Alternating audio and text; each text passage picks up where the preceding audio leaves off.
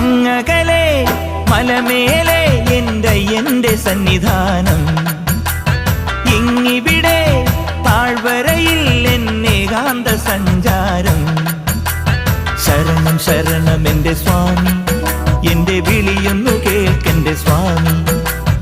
ഇരുമുടിയേൽക്കൂ സ്വാമി, എൻ്റെ പാദങ്ങൾ നോവുകയല്ലോ. കാടിന്നിരുൾ മുടിയാകെ മലങ്കാറ്റേറ്റുലയുകയാ. കാട്ടാനകളുടെ മേട്ടി കരിമ്പുലിയുടെ മൂളൽ കേട്ടു.